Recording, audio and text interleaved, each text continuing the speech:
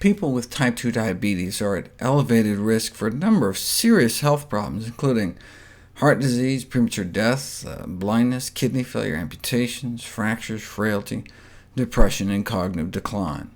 And the higher people's blood sugars are, the more heart attacks and strokes they have, the shorter their lifespans, and the higher their risk of complications like blindness and kidney failure. So a study was designed in which 10,000 diabetics were randomized into an intensive blood sugar-lowering intervention, where they put people on 1, 2, 3, 4, 5 different classes of drugs with or without insulin to drive blood sugars down into the normal range.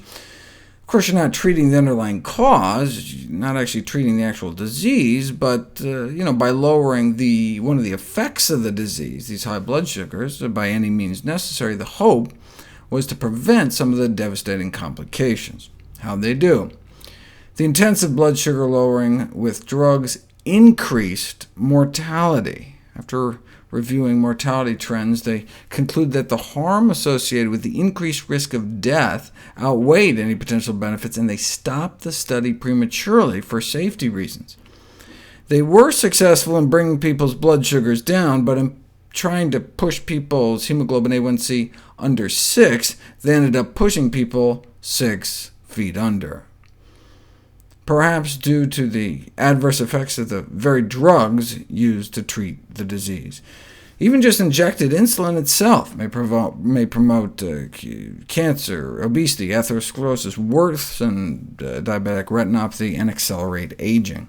Insulin therapy may promote inflammation in the lining of our arteries, which may explain the results of this trial, and other trials like it that show the same thing, no reduction in these so-called macrovascular complications, heart attacks and strokes, with intensive blood sugar lowering.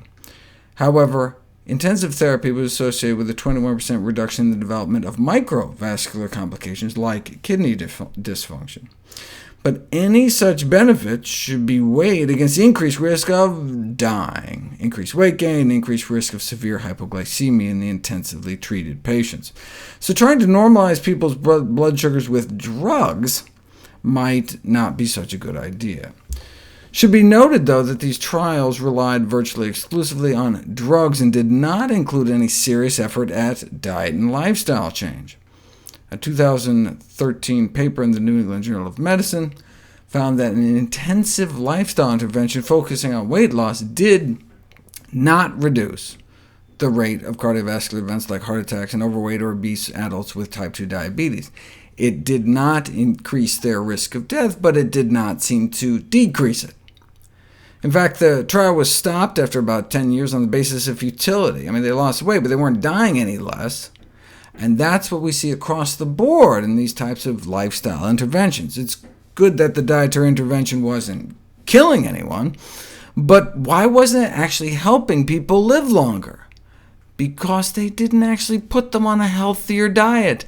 They just put them on a smaller diet, a calorie-restricted diet, meaning essentially the same lousy diet, but just in smaller portions.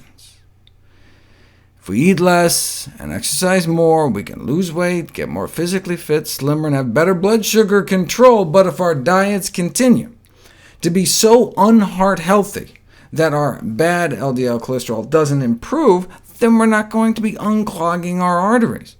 Whereas individuals following healthier diets may experience improved reductions in blood sugar, body weight, and cardiovascular risk.